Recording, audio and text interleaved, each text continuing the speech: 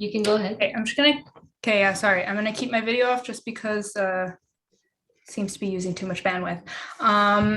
So my name's Alyssa. I'm the secretary of the LSA. I'm really glad all of you can make it tonight so we could welcome Professor Windhearn to Concordia officially, even though we can't really do that in person. We would like to begin by acknowledging that Concordia University is located on unceded Indigenous lands. The Kanien'kehá:ka Nation is recognized as the custodians of the lands and waters on which we gather today. Tiohtià:ke/Montreal is historically known as a gathering place for many First Nations. Today it is home to a diverse population of Indigenous and other peoples. We respect the continued connections with the past, present, and future in our ongoing relationships with Indigenous and other peoples within the Montreal community. So now I'm going to hand it off to Diana, and then we can begin the talk.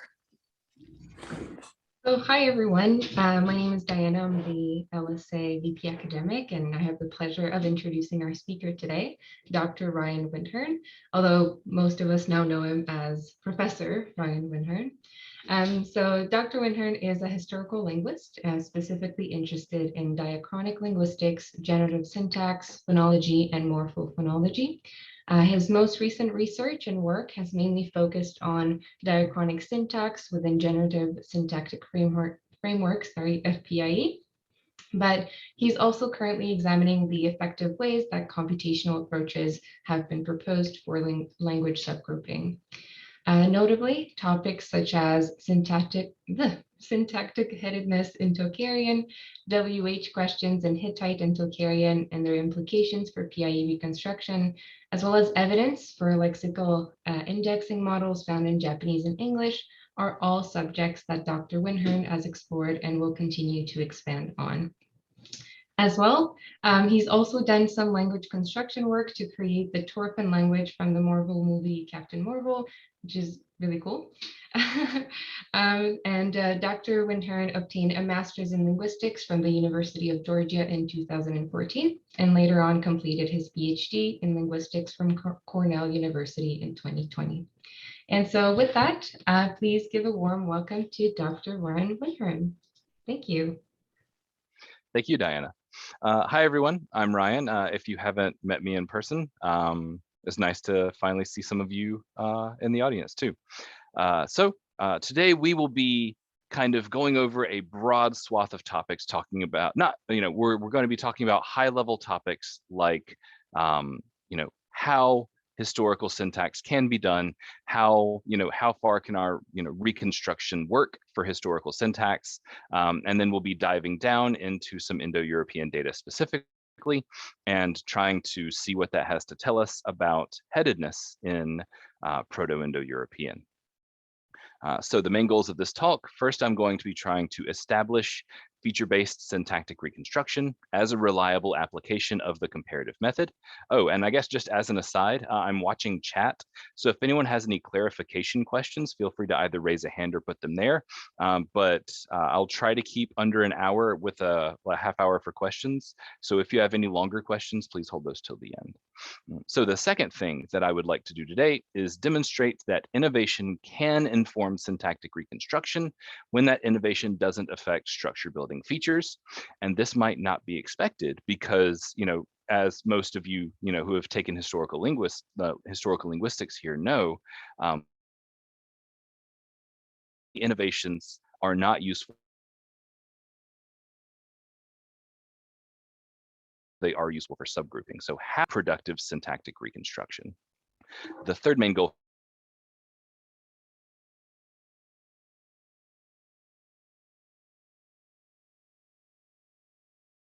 for to reconstruct syntax in the absence of phonological or morphological information, or reconstructible phonological or morphological information. And using all of these methods, I will conclude by attempting to reconstruct a left-headed CP and a right-headed TP domain for Proto-Indo-European. This talk is going to assume you probably having taken one syntax class and one historical linguistics class will be enough to get the main ideas here. But again, if you have any clarification questions, feel free to drop those in chat. So this reconstruction is going to be based on innovated complementizer and auxiliary reconstruction data across the earliest Indo-European languages.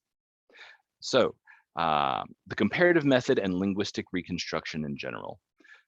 As most of you probably know, once we determine that two languages are what we call genetically related, we can begin to reconstruct their common ancestor, and we do this based on the linguistic features that are shared across those daughter languages.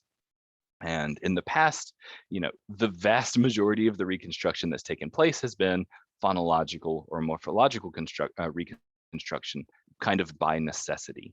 And so the way that this works is if we're trying to reconstruct, the initial sound for the word 100 across a bunch of the old Indo-European languages, we compare the features of the initial sounds in all of those languages, and then we try to kind of find the ancestor that fits all of those features best to reconstruct for the proto-language.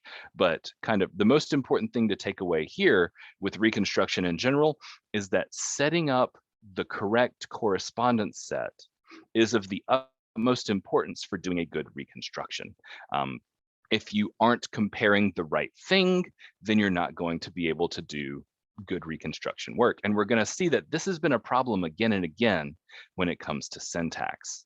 And this is kind of why reconstructive syntax is taken off so much later than the other reconstructive subfields. So what has syntactic reconstruction looked like up until now?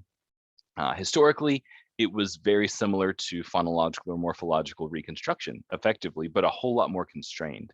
And so what would usually be done is you would set up a correspondence set of exact cognate phrases, or you would just make a statement about general word order. And so, for example, we're lucky enough to have in Greek the phrase kleos aphthaton and Sanskrit shrevas akshatam. These are the phrases that mean undying glory. And all of these words are cognate, and they occur in exactly this order. And so we can say, oh, well, now we've reconstructed a tiny bit of syntax because we can say that this word order relationship probably existed in the parent language as well. But that's really unsatisfying because only being able to reconstruct the syntax of two specific words in one specific collocation is not enough syntax to tell us anything really useful about the parent language. We want to try to get a bit more, theoretical than that now that we have some more, methods that we can apply.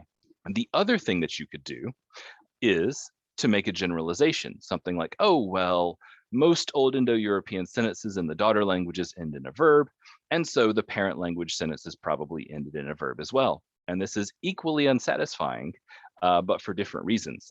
This is just a general statement that it's not referencing anything structural or hierarchical, and it's not a very robust, solid conclusion to come to. It's saying, there's a generalization in the daughter languages.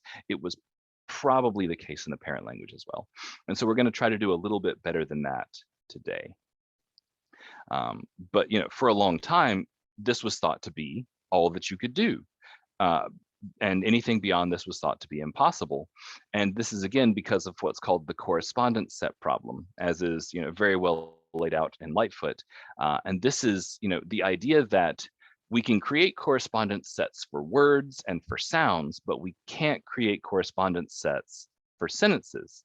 And this is because, when you're comparing words and sounds are stored in a mental lexicon of one speaker, and then they're directly passed down to the next generation of speakers.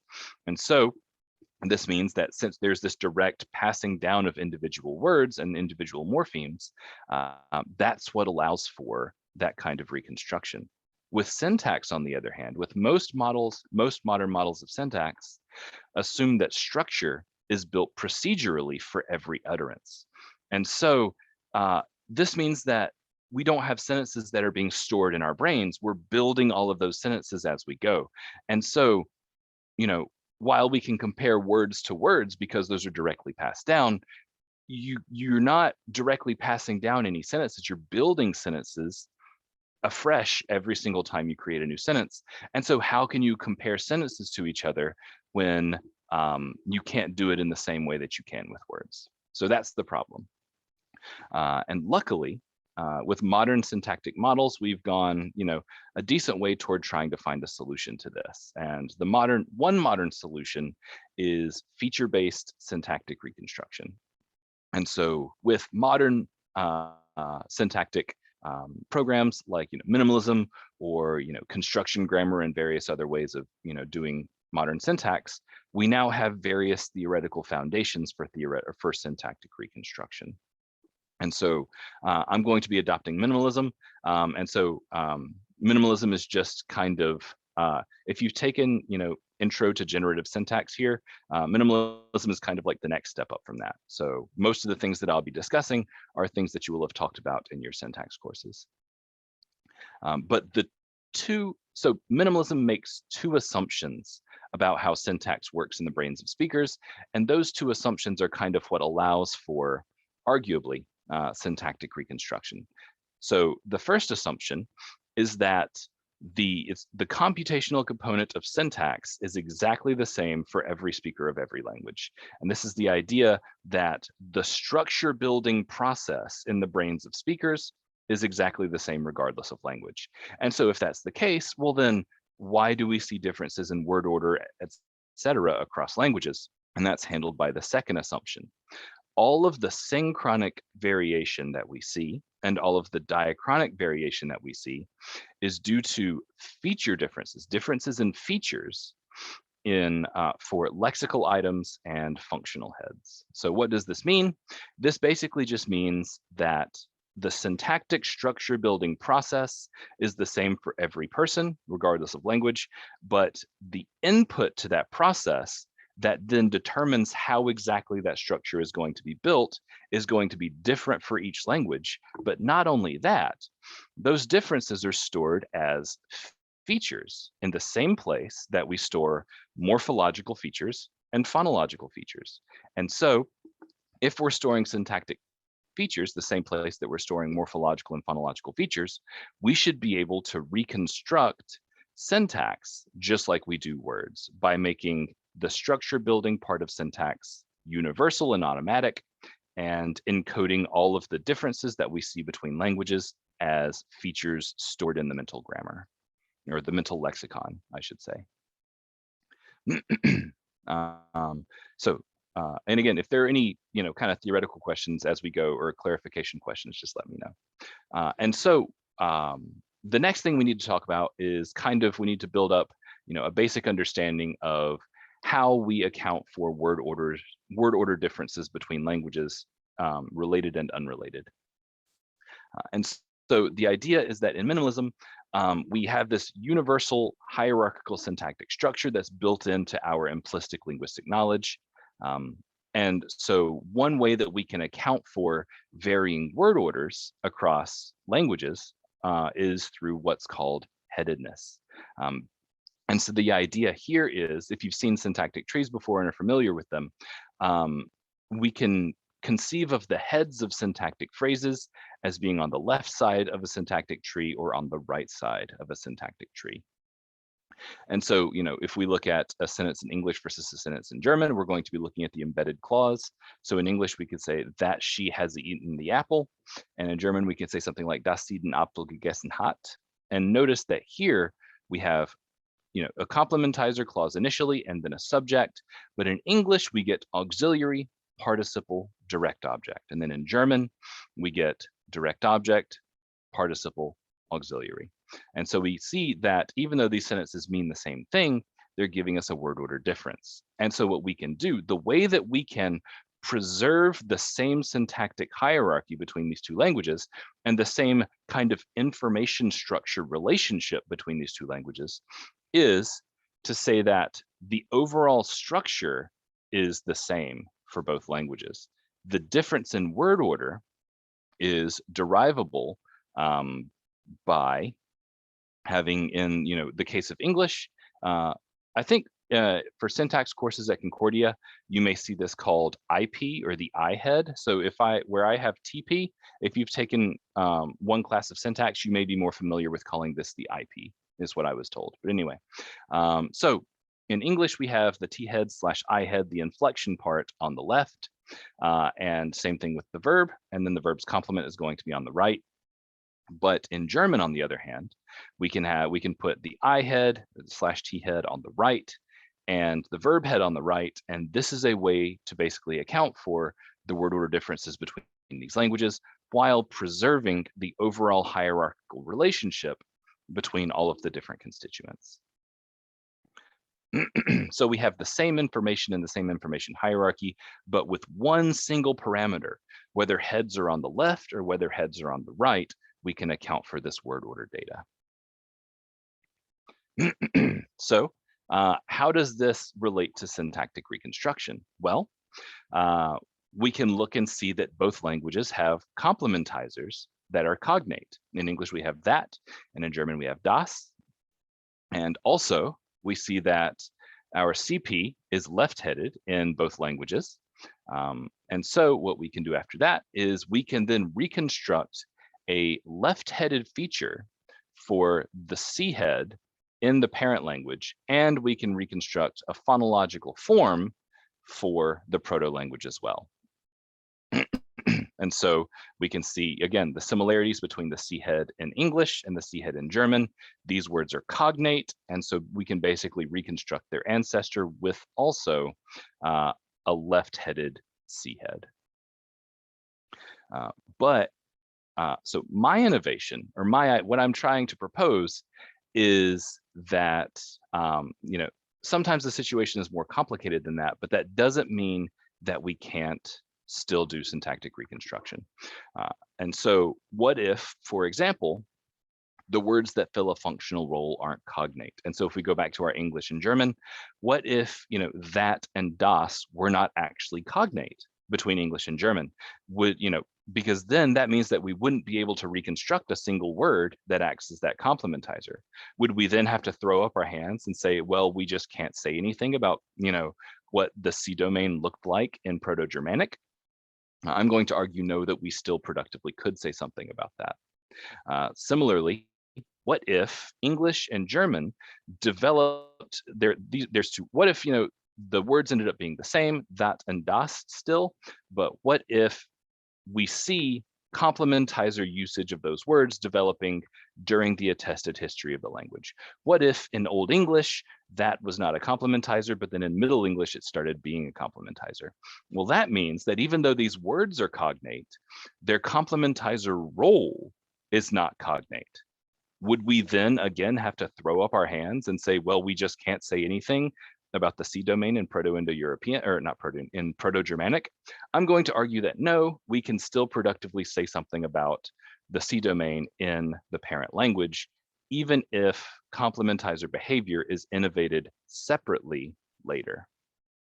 And what we're going to see is, with all the Indo-European data I'm going to be using, we're going to be seeing both of these problems again and again.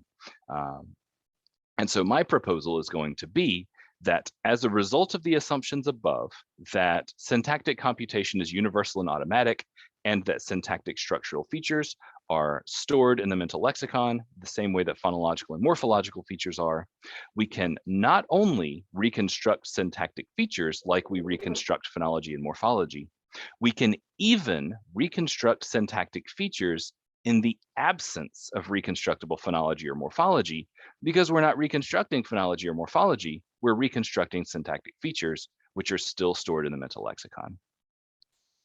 So this may seem like a bit of a jump. It may seem like a bit of a stretch. So let's start off with a relatively simple example to demonstrate what I'm going to be doing. We're going to look at the Indo-European complementizers. And so what we see, first and foremost, is that complementizers in the early Indo-European languages are not all cognate. In Latin and Tocharian, we see complementizers that come from the Indo-European interrogative stem.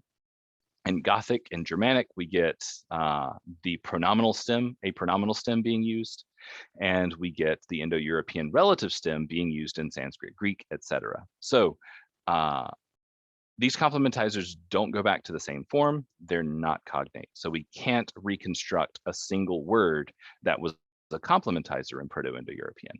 And not only that, as was shown by Hochstein in 2013, the complementizers in the daughter languages that we do get mostly develop within the attested history of those languages. We see that, Latin quod was only extended from use with factive verbs in the classical period. Sanskrit yud Also, during Sanskrit's classical period is when it developed its, true complementizer usage. And with Hittite and Tocharian, they began as adverbial adjuncts, which then developed complementizer usage later. So we have both of the problems present. The words themselves are not cognate, and their function as complementizers was innovated separately in each of the daughter languages.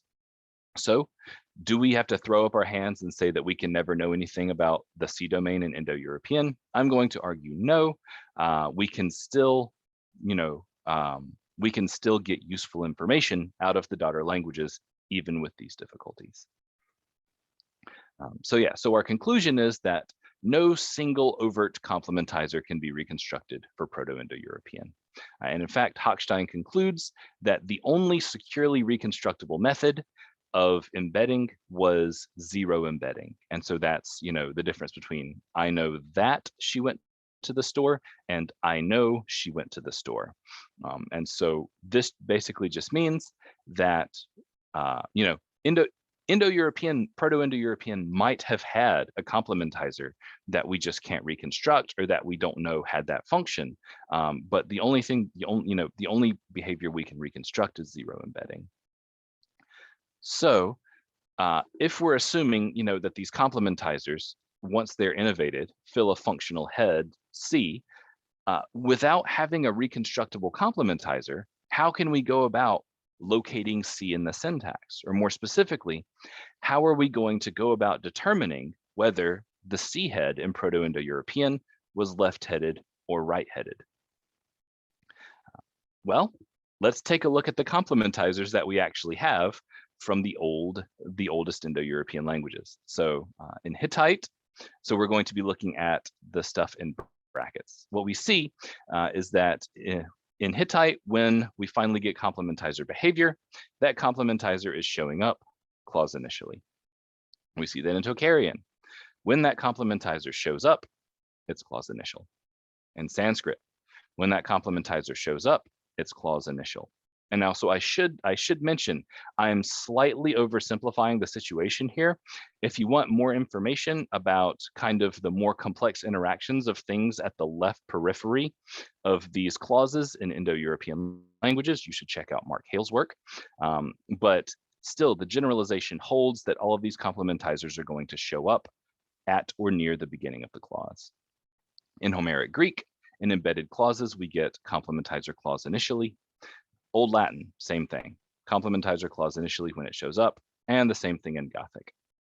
So what is this saying? So it's saying, what I'm saying that it's saying is that instead of trying to reconstruct both a phonological form for a complementizer and then the headedness feature for where that complementizer goes, we should instead be trying to reconstruct the position itself, regardless of what phonological or morphological features are associated with that functional head in the daughter languages. And in my opinion, this is just standard practice because, when you have multiple features in a given form and you can only reconstruct a few of those features, you reconstruct the features that you can reconstruct and you don't reconstruct the features that you can't. So I'm just extending that to syntactic reconstruction as well. I'm reconstructing the structural feature that I can reconstruct, and I'm not reconstructing the phonological features that I can't.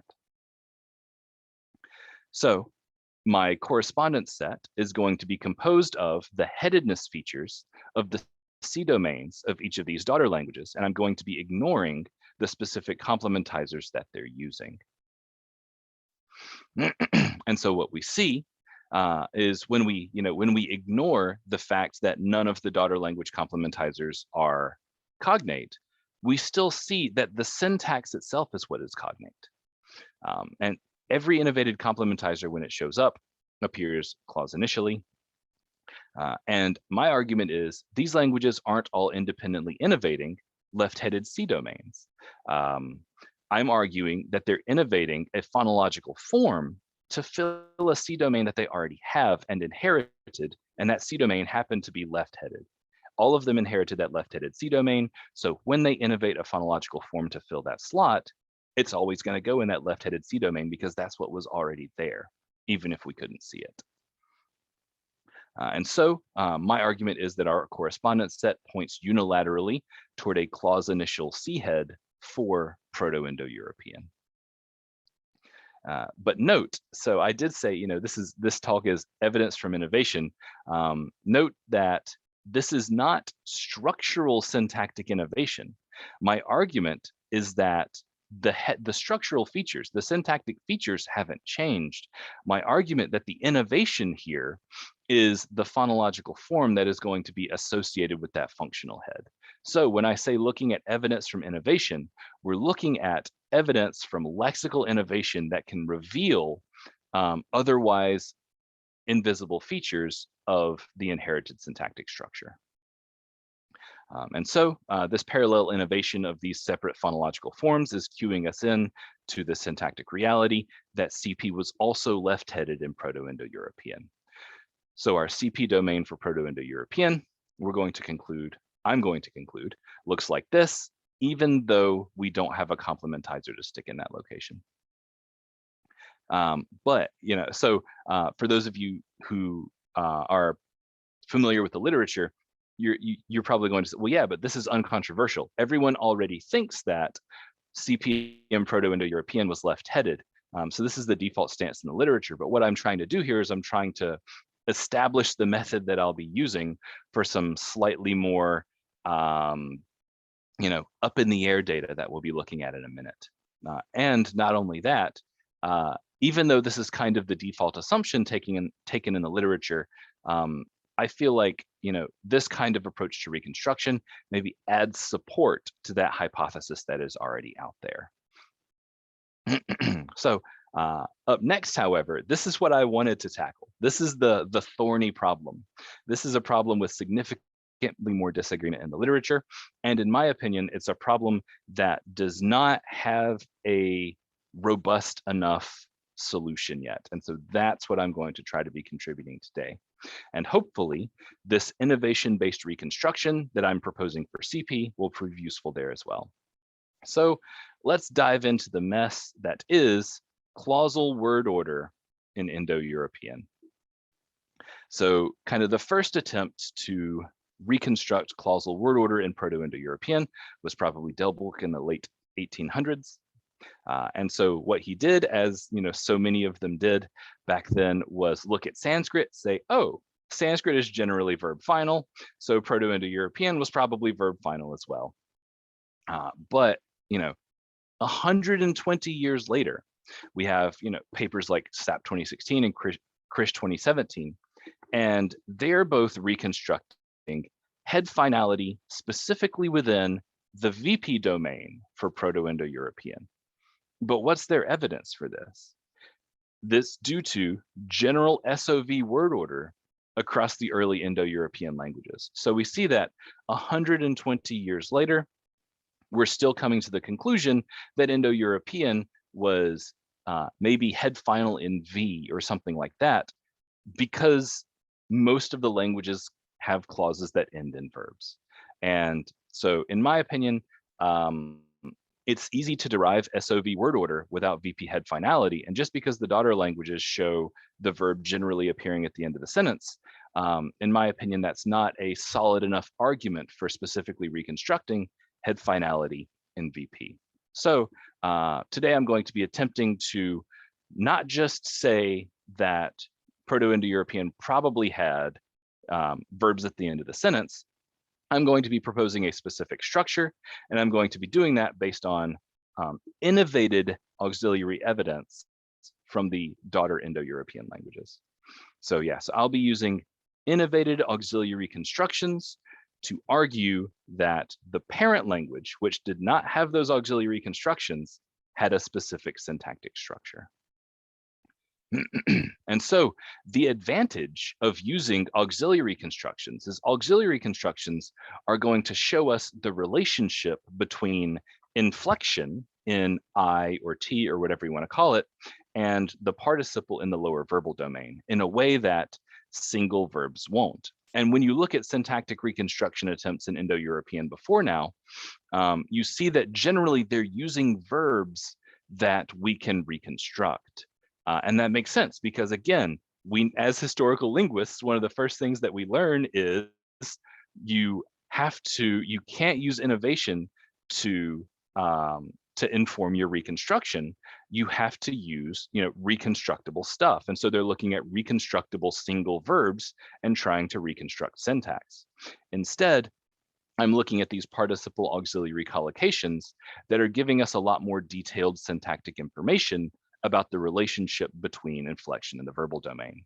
And so, for example, if we look at German again, here we have a sentence: Jill knows that I go to the store. And so here we see that the verb is at the end of the sentence, but again, there are lots of different ways to get a verb at the end of the sentence. There are all kinds of different movement processes. And so just because you see a verb at the end of the sentence, that doesn't mean that that is going to necessarily indicate head finality in V or even head finality in T. But if we look at an auxiliary construction, then, then we see that there is a specific constrained relationship. So here we have, Jill knows that I in the store go will. And so here the fact that the participle and the auxiliary are appearing in this order constrains the number of possible movement processes that can generate this surface structure. And so that smaller number of possible movement processes is going to help us triangulate where in the syntax these are located. And not only that, we can tell, we're lucky enough to have negative data with modern German, but with Old Indo-European data, we can still tell from, the word orders that we have versus the word orders that we don't have, which kinds of movement processes are possible.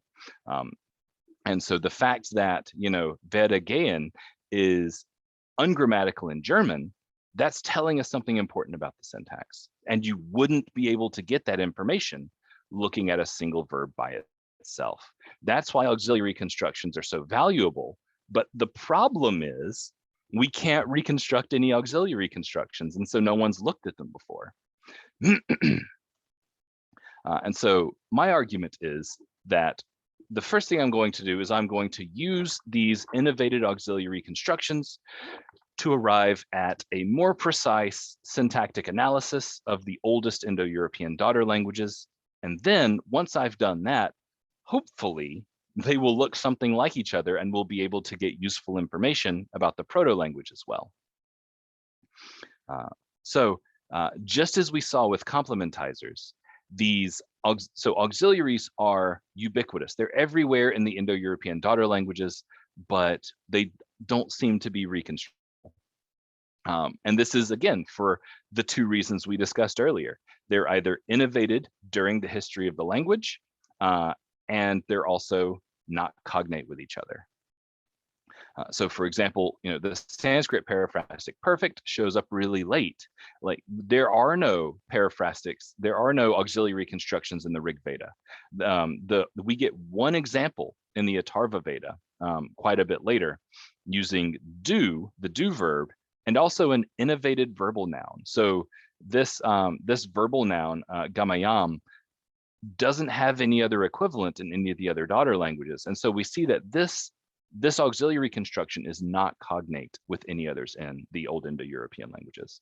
Latin auxiliary constructions start off using the copula, and only later do they develop the other auxiliary verb have. Greek shows something very similar. We get the copula in the oldest, like in Homer, but in later Greek, we get another auxiliary have. And in Homer, there are 3 examples of what might be considered proto-auxiliary constructions with this have verb, but they aren't analyzable as definitely auxiliary constructions. So again, we still see that the innovation of these auxiliary constructions is ongoing in all of the daughter languages. Hittite uses their have verb and the copula. And so what this is showing us, the fact that these are not cognate and the fact that these are separately innovated in the daughter languages, shows us that we can't reconstruct a single auxiliary construction for Proto-Indo-European. And so we can't use that reconstructed auxiliary construction to tell us about Proto-Indo-European's syntax. But my argument is, just as we saw with complementizers, I believe that the separate innovation of these auxiliary constructions, due to the hierarchical nature and feature-driven nature of syntax, this can give us insight into their inherited syntax, even if those constructions themselves are not reconstructible. And this will especially be the case if we get lucky and all of the earliest daughter languages agree in the syntax of their separately innovated auxiliary constructions. So let's take a look at just how similar they are. But before that, I wanted to make a few brief notes about my corpora and talk a little bit about the languages for those who may not be familiar with these, these old Indo-European languages. So my first corpus was from Hittite, and this is from the extinct Anatolian family, which we believe was the first branch to diverge from Proto-Indo-European. This is the earliest attested Indo-European language from about 3,500 years ago. It's composed of legal texts, myths, we have a bunch of different genres, but it's almost completely prose. And what we're going to see is that the prose examples from all of the oldest languages show very rigid verb finality for the most part, except for Latin and Tocharian, which are tough, but especially in auxiliary constructions. And so I collected all of the auxiliary constructions from the CTH corpus. So I believe that I've got most of the currently translated Hittite auxiliary constructions in my corpus. Tocharian B, this is another extinct family, and we think this was the second one to diverge from the parent language. And this was attested 2,000 years after Hittite along the Tarim Basin, northwestern China. And so this is mostly Buddhist religious literature, but here there was a large amount of both poetry and prose, and the poetry shows very highly varied word order. And so my corpus consisted of all of the auxiliary constructions from the Cetome corpus, which again should be most of our currently translated Tocharian texts. I next looked at Vedic Sanskrit, which is the earliest Sanskrit from the mid-2nd millennium BCE, although my text isn't from then because we don't get any auxiliary constructions until hundreds of years later. But yeah, so these were orally composed and transmitted religious texts. And in my mostly prose corpus, because again, the oldest Vedas only have one auxiliary construction. So I collected all of the auxiliary constructions from the Atharva Veda, which was one, and all of them from the Shatapada, Aitareya, and Jaiminiya Upanishad Brahmanas. I also looked at Homeric Greek, our oldest Greek dialect, with enough of a corpus to do syntactic work. I did not look at Mycenaean. And so Homeric Greek, dating from the early 1st millennium BCE, also composed and transmitted orally. It has relatively free word order, but not as problematic as we're going to see Latin and Tocharian being for us later. And so I collected all of the auxiliary constructions from the Homeric corpus. That ended up being like 37 examples. So there's not a whole lot, but it's still enough to make some decent generalizations. The final two languages, the first is Old Latin. And so my corpus is from the mid-2nd century BCE. I picked one of Plautus's plays at random and ended up on the Amphitryon. And my prose text was Cato the Elder's De Agricultura. And each of these gave me about 100 auxiliary constructions. So I have a nice large Old Latin corpus, which is good because the word order variety is quite a bit higher in Latin and also in Tocharian. And the last language I looked at was Gothic. I took a look at the translation of the Greek Bible, and so as we would expect, Gothic shows rigid V2 syntax with clause final verbs and embedded clauses. And I collected all the auxiliary constructions from the biblical corpus, but I only used the ones that differed from the syntax of the Greek original. So I only used these examples when they show a different word order than what we get in the Greek. Okay, so with these 6 really old languages, what do we see when they finally innovate auxiliary constructions? Well, we see in Hittite practically all the time you get clause final, participle, auxiliary. Tocharian B, what do you get? Clause final, this is a participle equivalent followed by the auxiliary. Vedic Sanskrit, clause final, verbal noun followed by the auxiliary. Homeric Greek, clause final, participle, auxiliary. Old Latin, participle, auxiliary. Gothic, clause final, participle, auxiliary. So, and you might be saying, oh, well, this is just cherry picked data. Well, I mean, these are examples that are indicative of trends, and I'm going to show you not only the numbers, but I'm also going to show you all of the classes of exceptions to these as well, and we're going to go through those one by one. So the numbers. So this is, the kinds of auxiliaries, the kinds of participles and what they come from. But most importantly is this last column. So what percentage of the time in my corpora do we get clause final, participle, followed by the auxiliary, followed by the end of the sentence? Hittite, it's 95%, Tocharian 74, Sanskrit 94, etc. So every single language, 3/4 of the time or more of all of the sentences in the corpus that I gathered, the auxiliary constructions show exactly the same syntax. Exactly the same syntax. So what does this initially kind of point toward? And again, I'm the one who said, just because we have a certain word order, that doesn't mean that can't be derived through other movement processes. And so what we're going to see is that the exceptions are going to be just as important as the actual data, because that's going to show us the kinds of constrained movements that are possible from the underlying structure that I'm going to be proposing. But anyway, initially, this looks good for an analysis pointing toward right-headedness in both T, or I if you prefer, and V for these old languages. This is going to be analyses very similar to modern German, except of course these old Indo-European languages, except Gothic, don't show V2 syntax. So we're seeing C looking like it's on the left, participles and auxiliaries looking like they're on the right.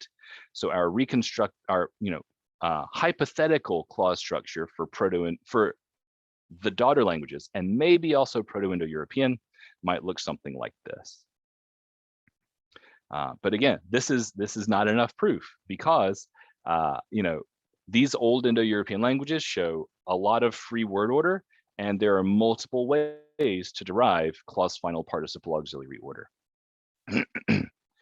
The exceptions to that generalization could be telling, and I think I'm going to have enough time to go through all of the different classes, thank goodness. So the remainder of, if you look at, so this is my dissertation. If you look at the dissertation, I treat every single exception individually. So if you want to see all of the exceptions, they're all there and they're all addressed individually. Here I'm going to be talking about the few major classes of exceptions that we have. But long story short, all of these exceptions are straightforwardly derivable in ways that I'm going to talk about in a minute from a right T, right V structure. Okay, so what do the exceptions look like? These are all of the classes of the exceptions. Okay, how do we read the chart? So these are exceptions that show participle auxiliary in the order we expect, but there is another element appearing before the end of the clause unexpectedly. Here we have clause finally, the auxiliary and the participle have a swapped order, the opposite order we would expect. Here we get the expected order, but we have an intervening element between the participle and the auxiliary. Here, clause initially, the participle and the auxiliary show the expected order, but this is at the beginning of the clause and not the end of the clause. And then finally, we have in Latin, because again, Latin likes to be troublesome, we have the auxiliary and the participle showing up in the opposite order that we would expect, and there's another element intervening before the end of the clause. So let's dive in and see what these exceptions have to tell us. But I should mention, it's good that these classes are repeated. I think it's good again and again over these other languages. It looks like this is pointing toward syntactic structural inheritance. These languages are behaving similarly, even in their exceptions, because they've inherited the same syntactic structure. So the first class of exceptions, where we get the expected order, but something else is following the auxiliary clause finally. This is the largest group of exceptions in every language. It's only not present in Hittite. So we can look at this example from Tocharian B. If horrible deeds have been done. So here we have, horrible if been done deeds, or have been done deeds. So notice immediately, something that's going to feature a lot is horrible and deeds. This is one constituent. So a lot of the time in a lot of this data, we're going to see these really long distance discontinuous constituents, and they're going to show surprisingly similar syntax and surprisingly similar word order. But so yeah, so we see that basically part of an NP has been left behind at the end of the clause. Otherwise, we get exactly the word order that we would expect. In Homeric Greek, we get exactly, the word order that we would expect, except here we have the direct object. We have an accusative noun that has been left behind at the very end of the clause, and otherwise we get the expected word order. So what am I going to say is going on here? I think that this is just straightforwardly right dislocation as described by Kuno and Kane and Whitman. And so I'll be adopting Kane's analysis. I'll be positing a biclausal structure in which the first clause is landing in the specifier of a functional category, and then that takes the second clause as its complement. Okay, so that was a lot. What does that look like? That's going to look something like this. So if we take an example from English, they're hard workers, those students. We're going to see that those students are hard workers is going to be kind of the base structure. And then we're going to have a functional category. And then we're going to have kind of effectively most of the clause moving into this location. The higher copy of our hard workers is going to be pronounced, and the lower copy of those students is going to be pronounced. And there's also going to be a resumptive pronoun in English for reasons I'll talk about in just a second. But yeah, so this is effectively the structure that I'm going to be using for a lot of these examples. And so in these old Indo-European languages, they were, null pronoun languages. You were pro-drop. It was fine to drop, pronominals when they weren't necessary. And so what we see is cross-linguistically with right dislocation structures, pro-drop languages don't show the mandatory resumptive pronoun that we see in English. And instead, the argument is that they make use of a small pro. And not only that, what we see looking cross-linguistically, especially in languages that allow pro-drop, we see that, pro-drop languages allow for more different kinds of right dislocation as well. And this is going to be useful for us in accounting for this old Indo-European data. And not only that, we also see multiple right dislocation in languages with null pronominals as well. And so I'm going to be making use of that as well. So for an example from Japanese, we have something like hon o ageta yo, jon ga meari ni. So this is, so he gave a book to her, John to marry. So here are these pros taking the place of the right dislocated elements. And then those are going to come, both of them, the subject and also the indirect object are going to come at the end of the clause because they've been right dislocated. And not only, you don't just have to look at like Japanese. So in 2015, there was a paper that shows that even modern Indo-European languages allow specifically participle right dislocation. And this is going to be useful. So in Italian, and this is lucky because we're going to see exactly the same thing in Latin, I'm arguing. But in Italian, we have examples where, we brought the table back to Mark. So we have to mark the table brought back. And so here we see multiple right dislocation of the table and also of the participle. And I'm arguing that this participle right dislocation is going to be present in Latin as well. And I'll get to that in just a minute. So, okay, that was a lot about right dislocation. How is this going to help us in accounting for these clause final, participle auxiliary, and then something else examples? So I'm arguing that the right dislocation facts from these modern languages, including these modern Indo-European languages, match the right dislocation that we see in these examples. And so I'm just arguing, however you want to handle the, discontinuous constituents. There have been lots of papers written about these kinds of discontinuous constituents.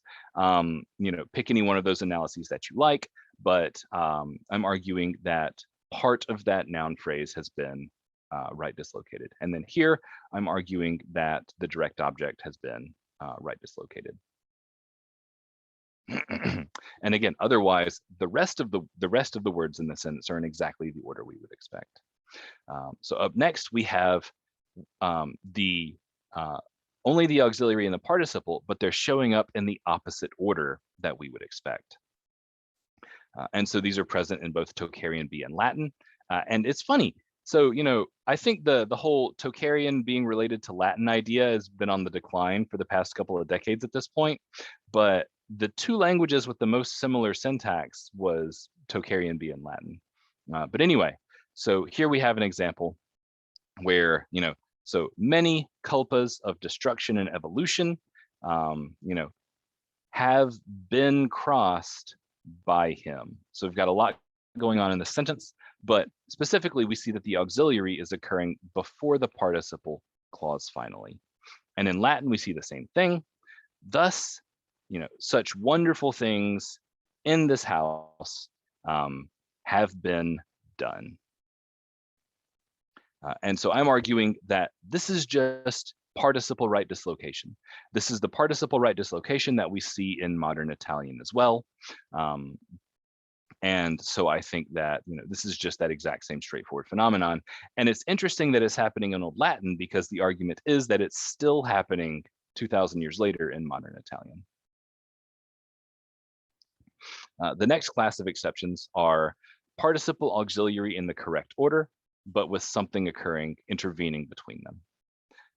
And so this is the last kind of major class of exceptions, and this is in every language but Sanskrit, but this is also the least homogeneous class. But my argument is going to be that the vast majorities of these involve either topicalization or focus of the VP. And what this means is all of these exceptions are effectively Yoda speak. I'm arguing that they're fronting the entire VP and they're leaving the subject and the auxiliary in base position. So here in Tocharian B, we get not long gone, the time has. So not long gone, the time has. Old Latin, we get facta pax est, made peace has been.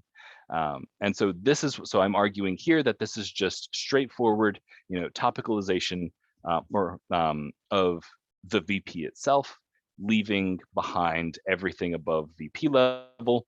And that's why we're still getting this clause final inflection, but we're getting the participle and its complement occurring much earlier in the clause. Let's see. So the next subclass, let's see. I may have to start skipping through some of these because we're getting kind of short on time. So there is an exception to this exception class, and these come from Hittite.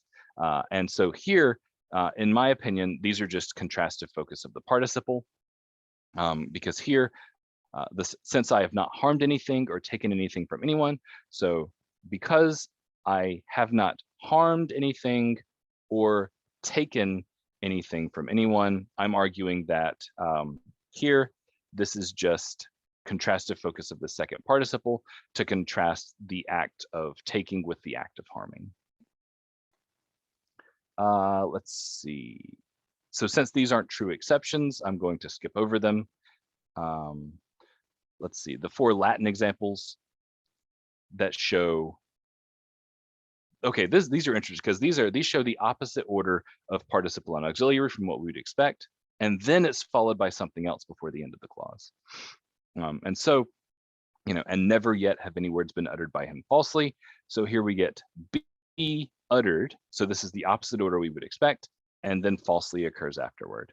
And another example, I say I've been beaten with fists quite horribly. So been beaten with fists horribly. So I'm just arguing that these just show right dislocation of the participle and another element, or if you believe in right adjunction, these can both just be right adjoined as well. And now the last thing I'm going to talk about before getting to my conclusion is my favorite example from all of the examples. And it's my favorite example, and it's from Latin, and it's my favorite because I was not able to account for it. And I'll show you why that makes sense in a minute. So this is it. So then for valor, a golden bowl was presented to my master Amphitryon. So, and then for valor to my master Amphitryon, a dish given gold was. So we have a discontinuous constituent, gold dish, but with the gold part splitting the participle and the copula. So this is just all kinds of messed up, and there's no really simple way to make right dislocation work straightforwardly here. And so initially, this looks like a very serious problem, and I agonized over this example for quite a while. So why is it my favorite? Well, I finally went back and checked the textual transmission. This line was emended in the 16th century to fit the meter. This was not what the line originally said. I can't account for it because it's not what the line said. And so the line originally read, patera donata est aurea. And so we get patera aurea, we get the discontinuous constituent exactly like we would expect, with the participle followed by the auxiliary in exactly the order that we get in all of the other exceptions that we've seen in the other Indo-European languages. So what we're seeing, what I'm arguing at least, is that this analysis is making predictions about the types of word orders we expect to see because of the possible movement operations that are possible from my proposed right T, right V syntactic structure. And so I think that this line is a great example of those predictions being borne out by the data. You know, the reason I couldn't account for it is because a Latin speaker couldn't have said that. So wrapping up, so we've seen surprising similarities in the auxiliary behavior across the early Indo-European daughter languages. And so what we see is once the daughter languages innovate auxiliaries, they are overwhelmingly clause final. And so I argue from both the generalization and the exceptions that these daughter languages are pointing toward the same relationship between inflection, I or T, and the rest of the verbal domain. And I'm saying this isn't a coincidence, this is a systematic structural relationship with features that are themselves reconstructible. And so I'm effectively arguing that all of these daughter languages are right-headed within TP or IP, whichever you prefer to call it, and also right-headed within BP. And if you try to analyze them, I talk about this more in the dissertation, if you try to do a left T analysis, it requires more movement and less motivated movement, both to account for the generalization and to account for the majority of the exceptions as well. And so with my set of structural features in complete agreement, I then reconstruct that relationship for Proto-Indo-European as well, because again, all of the daughter languages are agreeing in their auxiliary syntax. And so I argue that these daughter languages, these innovated brand new auxiliary constructions, are showing us the inherited relationship between T and V inherited from the parent language. Proto-Indo-European was left-headed in the C domain, it was right-headed in the T domain and the B domain. Let's say you don't agree with me. Well, you'd have to come up with some other alternative explanation. What are some of those? Well, you could say that maybe this disharmonic headedness, by the way, is just referring to the fact that one head is on the left and the other heads are on the right. So this is the disharmony. So if you're wondering about disharmonic headedness, it's because some is on the left and some is on the right. Anyway, so maybe this disharmonic headedness was just an aerial feature that was borrowed into and spread throughout the Indo-European languages. The problem with this is that the languages are so spread out relatively early that this either had to occur so early as to be indistinguishable from the parent language, in which case it's useless to assume that it was borrowed, or the borrowing would have had to have happened late enough that it wouldn't make sense for it to spread all the way across all of Europe and Asia. The second maybe potential alternative. Well, maybe these are all, this is just coincidence. Maybe C was right-headed in Indo-European, T was left-headed in Indo-European, and it just so happens that all of the daughter languages happen to innovate exactly the same auxiliary constructions. I think that the likelihood of all of the daughter languages agreeing this closely by chance is prohibitively low. Well, what if you say that, well, maybe disharmonic headedness was innovated in some Indo-European language, and then it's spread throughout the others. In my opinion, this is basically the same thing as the first problem. For this to have happened, that feature would have had to been borrowed early enough for it to be indistinguishable from the parent language anyway, or it would have had to have happened late enough to not be able to travel all the way across Europe and Asia. So I'm arguing that there aren't any reasonable alternatives other than assuming that this is actual direct inheritance from the parent language. So assuming that I'm correct, what are the implications of this? So I argue that, this idea of parallel later innovations in the lexical domain revealing inherited syntactic features is a new tool that is available for syntactic reconstruction.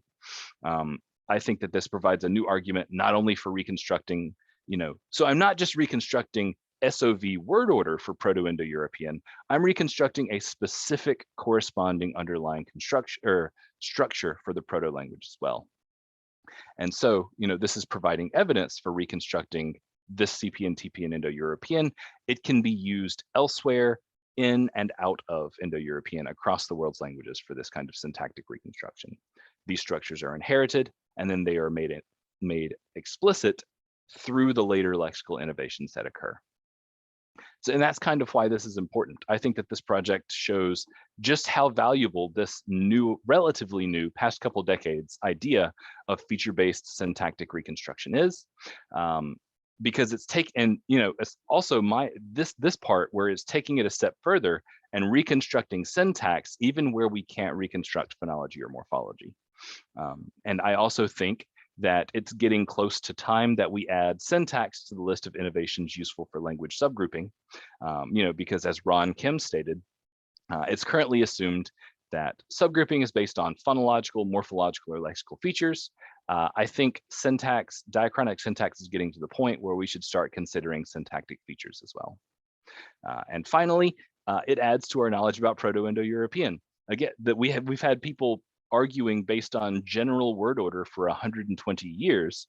And I think that we're finally at a point where we can start making rigorous arguments for syntactic structure, reconstruction of certain syntactic structures.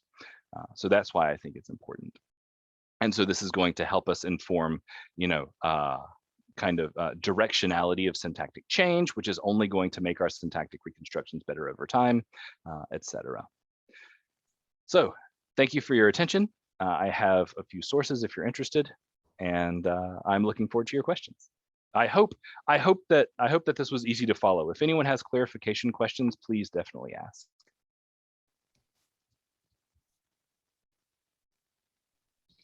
Okay, thank you so much. Honestly, this was really interesting. So I guess we're going to open up the conversation to everybody else. Anybody who has questions, please either raise your hand or we will look in the chat as well.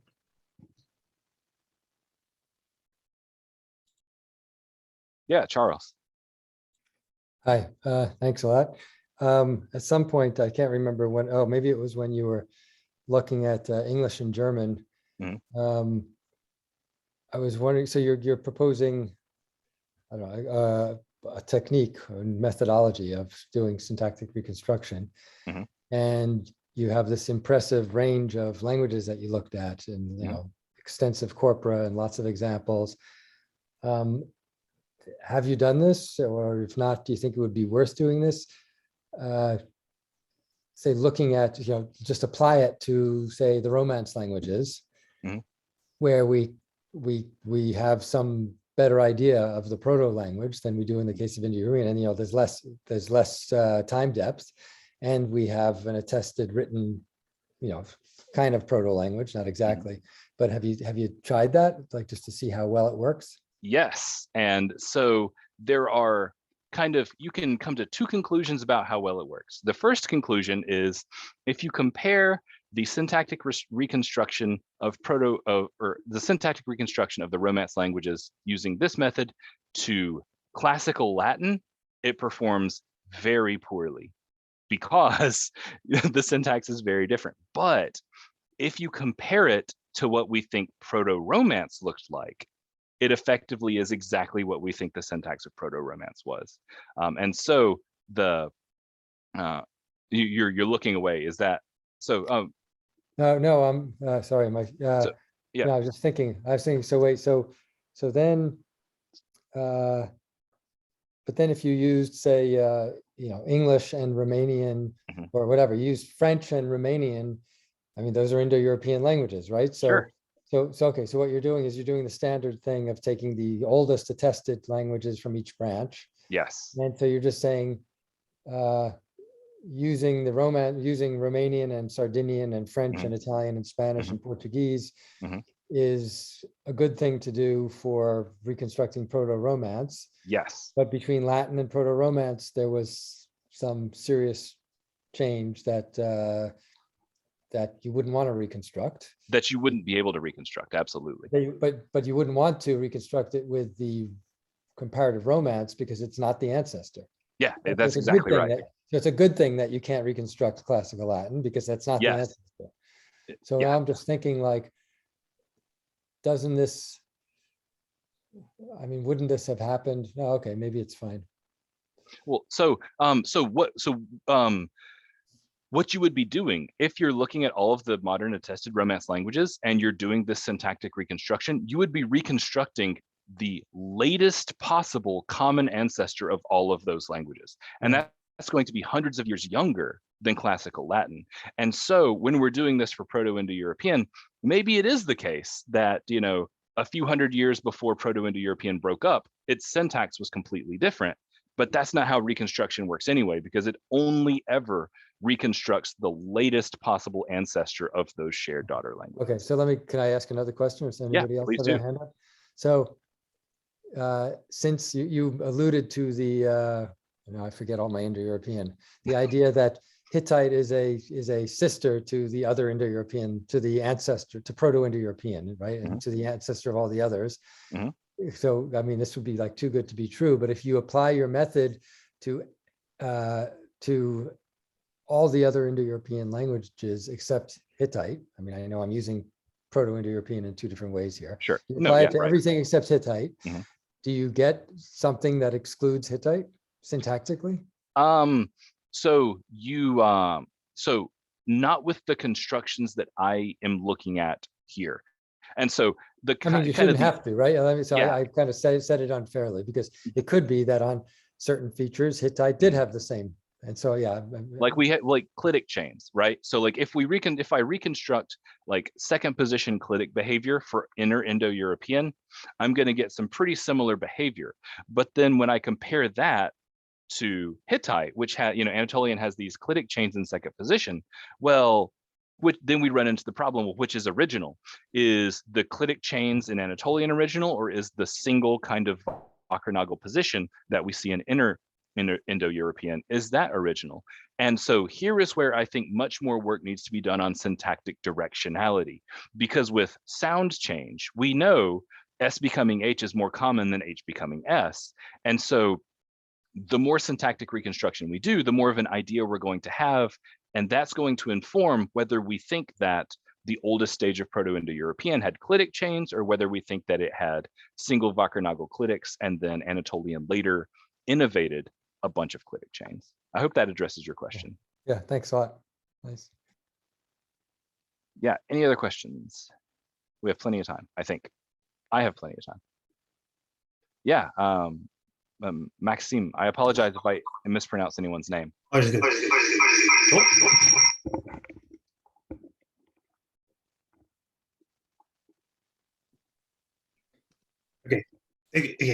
Nueco. Okay. My question is about your list of potential alternatives that you have at the end. You mentioned I feel like you're forgetting one. I feel like you're forgetting the possibility that there's just, given the state of Proto-Indo-European, there's just a very directly likely pathway, and these languages just coincidentally all followed it. It was just the most likely option, but it doesn't indicate anything about the structure of Proto-Indo-European, right? Sure. And the problem with that is Occam's razor. We want to pick the least complicated explanation that accounts for the facts. If we have a core, like for let's look at sound change, for example. You know, if we see H, or yeah, if we see H in all of the related languages, is it possible that the proto-language had S and it separately evolved into H in all of those branches? Well, yeah, absolutely it could be. But we can't reconstruct S, and because we can't know that, the correct reconstruction is still H, because that's what our correspondence set points toward. So you're absolutely correct that Proto-Indo-European may have had another syntactic structure, but it also may have had another morphological or phonological structure as well. And so we should apply the same principles with syntactic reconstruction that we should with the other kinds. Does that make sense?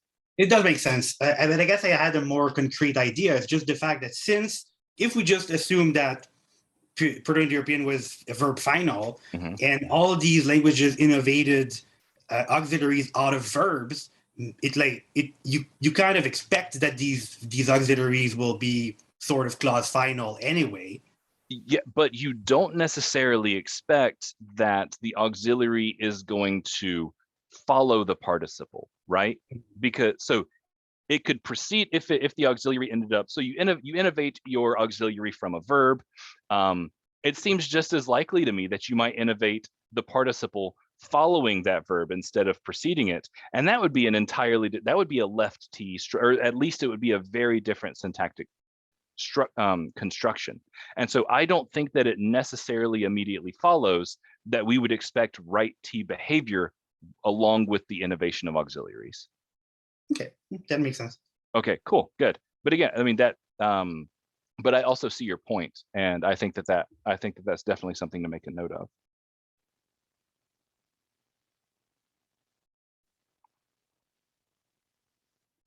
Yeah, great. Emma asks, do you have a theory about how this all relates to acquisition? If a syntactic feature remains unused because it hasn't been associated. Yeah, so, okay, this is a great question. And this is illustrating the difference the difference that I'm arguing that exists between syntactic features and like morphological features or whatever, because we assume that syntactic structure is universal, that means that even if you're not quote unquote using a functional projection, it still exists in the syntax. If you're not using a morphological feature, that morphological feature is going to disappear from the language. And so this is why I think syntactic reconstruction has so much potential, is because we think that the hierarchical relationships are the same, but the parameters just determine how they're set up. It's never the case that the C head is not being used by a language. It might be the case that there is an overt phonological or morphological feature associated with that functional projection, but it's always yeah, Charles. You're muted. I wanted to follow up on Emma's question. Yeah, please do. I hope, Emma, let me know if I haven't fully answered your question. Sorry, Charles. So maybe I don't want to butcher her excellent question, but so if you have, I forget what you called them before, when you have subordinate clauses with no complementizer, what do you call it? Right, so zero embedding. Zero embedding. So is it, if your mother speaks a zero embedding language, you don't know if the null complementizer is to the left or to the right. I think that might be, right? And so why would you, so we kind of assuming, well, oh, it became English, it must have been to the left, but but I think Emma's point is like, why would every kid think that the null complementizer is to the left, say? And so, yeah, so the more complicated explanation here is that people who have taken intro syntax may not be aware, may not have been exposed to what's called the expanded left periphery. But the idea is that the C head is not just it's not just a single location. There's an entire there's a bunch of different functional projections that handle discourse effects that are clause initial. And so this talk may have been slightly overly simplistic, because I think that it definitely is the case that other functional projections in the left periphery were used in Proto-Indo-European, and all of the evidence that we've seen so far cross-linguistically is that all heads within a language's C domain are either right-headed or left-headed. And so Indo-Europeans would have known, for the C domain at least specifically, that those heads are on the left. And also for TP and IP in the lower clause. So I think what happened is, before they innovated auxiliary constructions to stick into the T head and also having the V head, I think that there was regular V to T movement in Proto-Indo-European, and Proto-Indo-European speakers were using their T head. That's where the V head moved to. And so I think that, you know, even though there was no auxiliary there, I still think Indo-European speakers had something in the T head, but you weren't able to see the relationship between the T head and the V head. Yeah, Charles. So I'm still stuck on Emma's question. So Emma's wondering, like, there's something they don't hear, but I think what you're saying is there are other things that they would have heard that would have told them it was that the thing that they're not hearing is there on the left rather than on the right. Is that correct? Yes, that's right. And I guess there are two problems here. There's the problem for us is that the speakers had other evidence of where these positions were located, but we don't, because we're just looking at a string of words. And so Indo-European speakers were moving their V head to their T head because that's how syntax works. And so they're going to know that their T head is right-headed because that's how they spoke their language. But when we look at a string of Latin words, we can't tell that. And so I guess to fully answer Emma's question, my argument would be that Indo-European speakers had other evidence that their C domain was left-headed and their T domain was right-headed that we don't have access to when we're just looking at the words on the page or the rock, as it happens to be. So I think that's kind of the two different problems here. So children were able to acquire their parents' languages because there were tells for these syntactic structures, but we don't have access to those same kinds of tells because we can't see the structure. Yeah, Charles. I'll defer if somebody else has a question. Do we have any other questions real quick before I get grilled again? Diana. Okay, go Diana. Yeah, sorry. I just wanted to ask for that sentence from that Latin scribe that was like ungrammatical because he tried to follow the meter instead of the actual auxiliary. Yeah, I was just wondering if up until your paper, basically, was it used as like the only exception when trying to reconstruct the like syntactic structure for auxiliaries? Like, was nobody able to like see that it is ungrammatical? So I'm currently writing a paper with Michael Weiss, and so yeah, we're basically going to, so up until my paper, I'm arguing nobody knew that this could not be what the sentence said, so yeah, so we're writing it. So we currently don't think that we think that the line may have actually been something else that did fit the meter, but somehow it got corrupted over time, and then it was quote unquote corrected to this incorrect version. But yeah, so my argument is one of the reasons I was so excited about this example is, yeah, up until now, I don't think that anybody has realized that, you know, I think that that no Latin speaker could have produced this sentence. Because this is also the only time that it's ever been constructed this way, right? Like any other instance. So not in my corpus, I didn't have any. So I haven't checked all of, because there's a ton of Latin, and I guess I should probably check the corpus more thoroughly. But yeah, there were no other examples in my like 200 example corpus that came anything close to this kind of syntax. But again, that is kind of a small corpus. That point is well taken. Oh, that's cool. Thank you very much. Yeah, Charles, you had another question. No, I think it's late, so I'll grab you in the office one day. Awesome, that'd be My great. question. Great. Thank you very much. Anyone else? Any final words? Thanks, everyone. If not, sorry. If not, Diana, I think you can stop recording here. We're actually going to be